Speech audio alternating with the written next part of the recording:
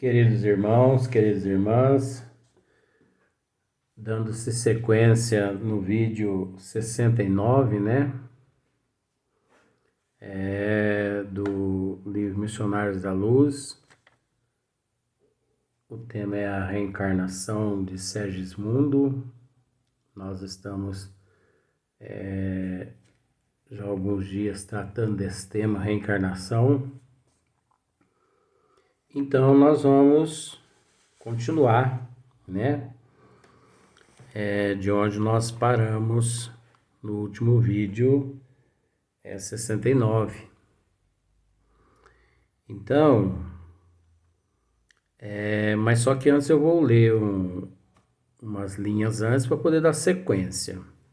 Essas linhas que eu vou ler, esse parágrafo que eu vou ler, eu já li e já expliquei no vídeo anterior, que é o 69. Este não é um estudo que você possa entender por enquanto. Estou examinando a geografia dos genes nas estrias cromossômicas a fim de certificar-me até que ponto poderemos colaborar em favor do nosso amigo Segismundo, com recursos magnéticos para a organização das propriedades hereditárias. Então isso eu já li, já expliquei no vídeo 69. Então agora que nós vamos continuar. Aí André Luiz diz assim, ó: conformei-me e passei a observar Segismundo, que parecia extenuado, abatido. Não conseguia manter-se sentado. Assistido pela dedicação de Herculano, conversava dificilmente conosco, estirado numa cama, em grande prostração. Segismundo se encontrava ali também naquele ambiente familiar, onde todos os mentores se encontravam trabalhando na sua reencarnação. Demonstrava-se satisfeito com a minha simpatia fraternal e, enquanto os demais lhe estudavam a situação, entretive com ele conversação rápida que me deu a conhecer mais uma vez a penosa impressão dos que se encontram no limiar de nova experiência terrestre. Então observa que André Luiz ele foi até Segismundo e procurou, né, ali manter um diálogo com ele. Então vamos ver. Experiência terrestre. Já estive mais animado, disse-me ele, triste. Entretanto, agora falece-me a energia. Sinto-me fraco, incapacitado. Segismundo dizendo isso a André Luiz. Olha para você ver como que o negócio não é brincadeira, mas tem uma resposta para tudo isso que ele está sentindo. Enquanto lutei por obter a transformação de meu futuro pai, experimentava mais confiança e serenidade. Agora, porém, que consegui a dádiva do retorno à luta, tenho receio de novos fracassos. Tenha calma, respondi, confortando-o. A sua oportunidade de redenção é das melhores. Além disso, muitos companheiros segui-lo-ão de perto, colaborando em seu êxito no porvir. Então, observemos aqui que ninguém encontra-se desamparado ou até mesmo assim sozinho. Todos nós, não só lá no momento da programação reencarnatória, recebemos o auxílio e a proteção daqueles nossos irmãos programadores das nossas reencarnações, como também muitos irmãos nos acompanham, né? Os anjos guardiões, os espíritos amigos, eles nos acompanham na trajetória. O interlocutor sorriu com dificuldade e observou: sim, reconheço. Dentre todos os irmãos que me assistem agora, Herculano me acompanhará com desvelo e constância. Bem sei, no entanto, o renascimento na carne, com os valores espirituais que já possuímos, representa um fato gravíssimo em nosso processo de elevação. Ai de mim, se cair outra vez. Então, ele é natural, encontra-se assim com certo receio de retornar ao corpo físico.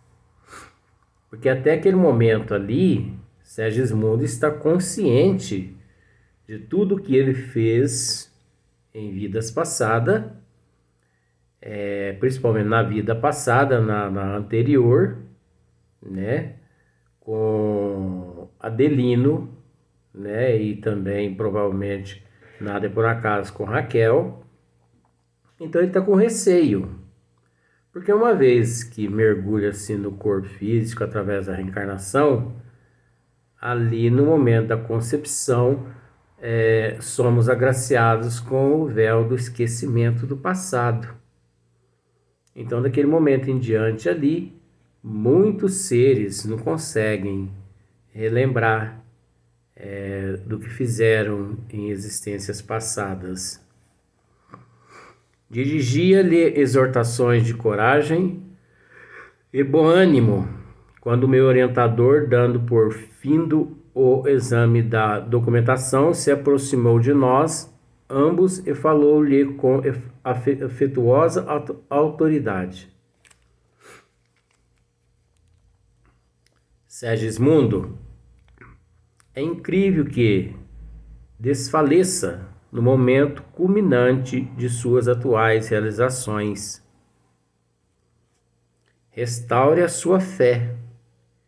Regenere a esperança, porque você não pode entrar na corrente material à maneira dos nossos irmãos ignorantes e infelizes, que reclamam quase absoluto estado de inconsciência para penetrarem de novo o santuário maternal. Olha só para ver como que o processo é sério. Não deixe de cooperar com a sua confiança em nosso labor para o seu próprio benefício. Então, nós temos que entender que cada caso é um caso. Uns conseguem contribuir, né, com o seu retorno ao corpo físico, conseguem contribuir ali com os mentores espirituais. Como existe aqueles que não conseguem contribuir em momento algum, restando ali a responsabilidade, ficando a responsabilidade a cargo dos benfeitores espirituais.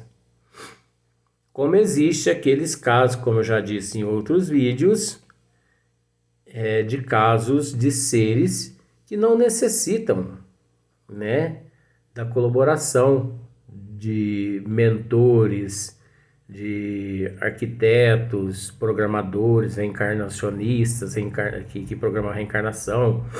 Eles mesmos elaboram a reencarnação de todos aqueles ali, né?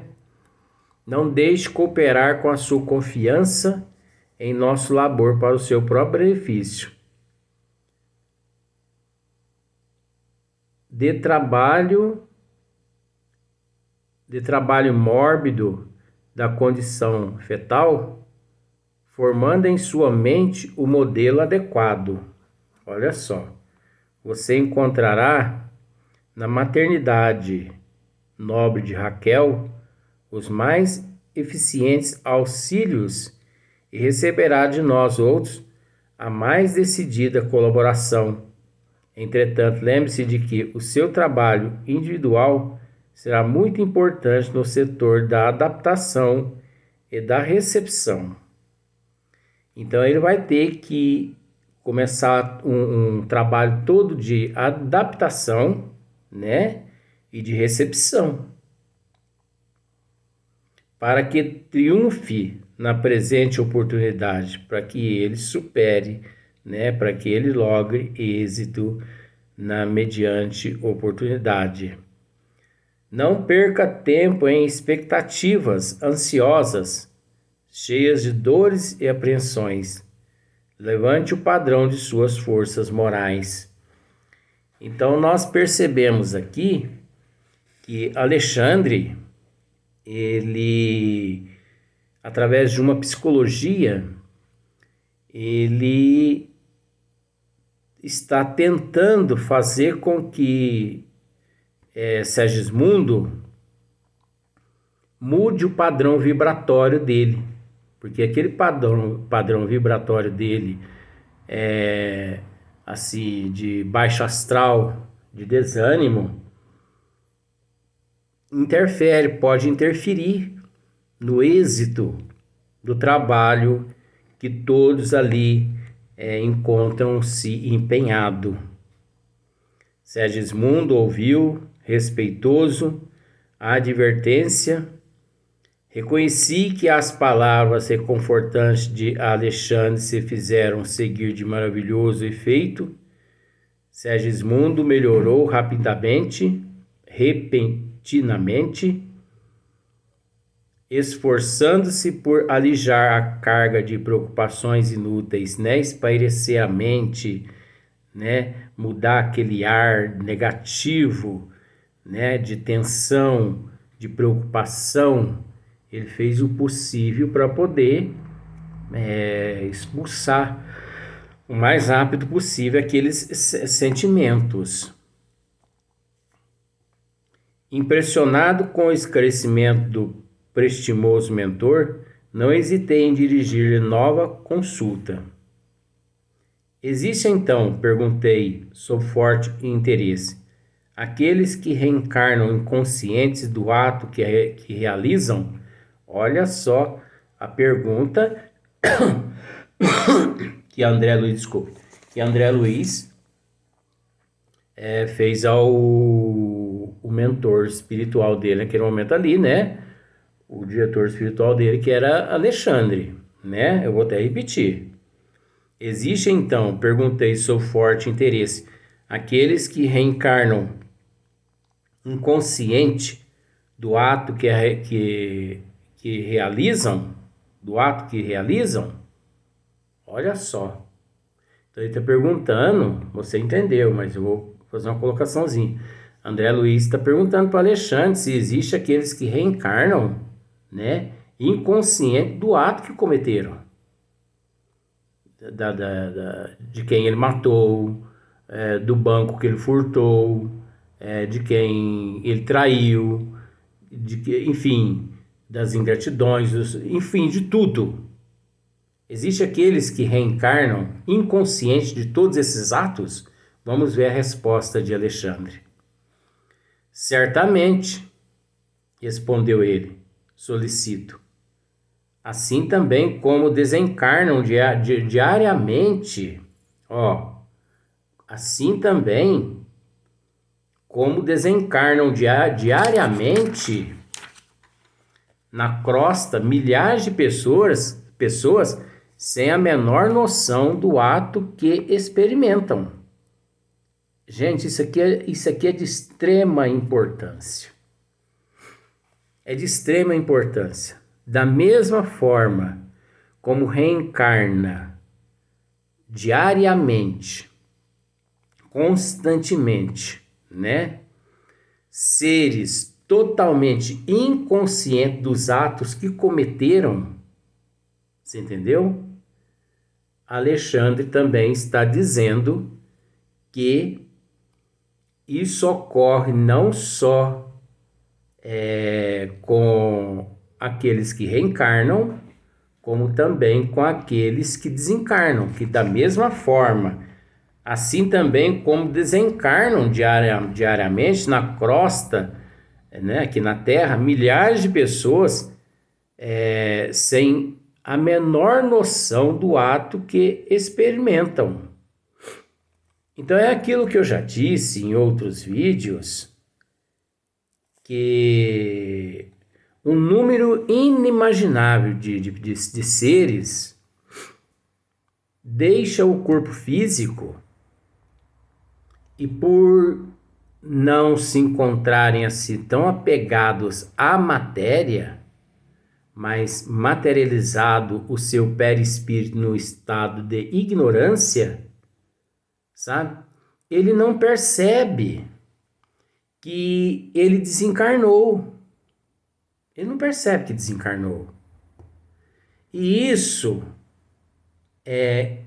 muitos casos, como eu já disse, o indivíduo nestas situações, nessas condições, ele encontra-se num estado assim letárgico, assim, tão grande, né, uma lerdeza tão grande assim, como se fosse assim uma nuvem em seu raciocínio, em sua mente, naquele momento ali, que ele não consegue reconhecer que ele, que é o seu corpo físico, que ali no caixão está sendo velado. Eu já narrei casos que eu vou repetir. Eu várias vezes que vou ao velório de algumas pessoas, isso acontece comigo. Uma vez eu fui no velório de um amigo meu e eu estou lá, tal, observando ali, né, de vez em quando fazendo algumas orações e tal, daquele jeito, né, que as orações. E de repente, quem é que coloca a mão nas minhas costas? Ainda quase me mata de susto ainda. Ainda bem que eu não tenho esse problema de coração. Ele, ai meu Deus do céu. Ele colocou a mão nas minhas costas e perguntou para mim assim, baixinho, olha só para você ver o estado dele, de ignorância dele. Ele perguntou baixinho como as pessoas mesmo assim agem, se comportam no velório, sabe? Para ninguém ouvir. Porque ele achava que, né, podia atrapalhar as pessoas, né? Ele falou para mim assim, Luiz, você sabe quem é que morreu? Aí eu peguei, é óbvio que é tudo mental, né? Eu peguei e respondi a ele, falei assim, eu não sei. Mas a hora que eu ficar sabendo, eu te informo. Né? Se eu ficar sabendo, eu te informo, eu te digo quem é. Tá. Aí ele falou pra mim assim, é porque eu estou vendo a minha família quase toda aqui e eu pergunto pra eles, não me respondem. Eu tô achando estranha essa situação. Aí de repente eu vi ele próximo à mãe dele, que estava ali próximo ao caixão, velando o corpo dele, né? E engraçado que ele ali ao lado da mãe, ele não conseguia atinar, né? Fica meio que imantado, ele não consegue aquela imantação, ele fica bastante impregnado, então não consegue, devido àquele estado. E o mais interessante é que eu tive a oportunidade de ver os coveiros conduzindo o caixão até lá no mausoléu, né? E ele abraçado à sua mãe. Olha só. E depois, quando sepultou, né? Eu vi ele voltando com a sua mãe para casa. Como se não tivesse nada acontecido com eles, como se não fosse ele. Teve um certo momento que eu pensei assim, ó, isso aqui é o meu amigo mesmo que desencarnou, porque não é possível, o negócio tá tão nítido que eu tô começando a duvidar até de mim agora, negócio esquisito. mas não é. Ele não era uma pessoa assim apegada ao corpo físico, à matéria física. Então ele estava totalmente desligado, mas totalmente preso à ignorância. Então ele era uma pessoa assim muito materialista. Ele não aceitava a morte, né? Vamos pensar assim. Ele não aceitava essa possibilidade. Para ele morreu, acabou. Então as pessoas que têm esse sentimento passam por essa situação. Porque ele materializa aquilo ali na mente dele. Então, ele, tal vida, tal morte. Então, ele vive depois como antes. Então, o que nós temos que entender é que, praticamente, eu já disse isso uma vez e eu repito. Na cidade onde eu moro, que é São Sebastião do Paraíso, cada 100 pessoas que desencarna, 80 pessoas ocorre isso com elas. 20, umas 5 são levadas para regiões assim, colônias, hospitais, e 15 vão lá para as regiões de sofrimento. Uma vez que também esses 80% não deixa de sofrer, porque voltam para casa, acha que a situação continua do mesmo jeito, que nada lhe aconteceu, ele nem fica sabendo, né? Uma vez um outro amigo meu, ele chegou e me perguntou, ele falou para mim assim, no velório, ele falou assim para mim assim, Olívio, você poderia me explicar o que está acontecendo comigo? Eu falei, por quê? Ele falou, porque até onde eu me lembro, eu me encontrava no hospital, eu estava internado. E de repente eu passei por uma madorninha, né? Como eles dizem, um sono repentino. E agora, depois desse sono, eu tô me vendo aqui no meio dos meus familiares aqui, mas não sei o que tá acontecendo comigo. Olha só para você ver como é que é as coisas. Então, gente, como eu já narrei aquele caso, aquele outro amigo meu que sabia que estava ali, ele estava gritando dentro do caixão e ficou mais de 5 anos dando soco dentro do caixão. Como eu já disse também, gente, que praticamente uns 80% das pessoas que desencarnam, de cada 100, 80% são enterradas vivas. Aí quando eu falo isso, as pessoas falam assim, mas que absurdo uma pessoa dessa falar isso. É porque as pessoas desconhecem como é o processo da desencarnação. Então os médicos, eles acham porque parou o coração e parou o cérebro, já desencarnou o indivíduo. E não é por aí. Porque é preciso de um exame específico para constatar se toda parada, todo o processo do tronco encefálico, quando para-se todas essas funções do tronco encefálico, aí sim é que pode considerar-se o indivíduo um desencarnado, uma pessoa que entrou em óbito. Mas existe esses aparelhos? Existe, mas em cidade grande, né? E pessoas também que pode pagar, e pessoas que têm conhecimento disso, né? Caso contrário, não há como a pessoa detectar. Então, existe um estado de catalepsia, sabe? Letargia, morte aparente, que muitas pessoas são detentoras desses transtornos, dessas deficiências, e que em determinadas pessoas isso ocorre. Então, por exemplo, a pessoa entra numa crise, aí ali para o coração, para toda a função cerebral dela, entra numa morte aparente, num estado letárgico. Aí a pessoa fica ali 24 horas sendo velada. Depois que enterra ela, 3, 4 horas depois que enterra, ela acorda lá embaixo do túmulo e por falta de oxigênio a pessoa acaba de fato vindo a desencarnar. Isso já ocorreu milhões de vezes no mundo e ocorre no mundo até hoje e muitas pessoas não dão conta dessa realidade. Vamos para o próximo vídeo que eu tenho outro assunto para tratar com você.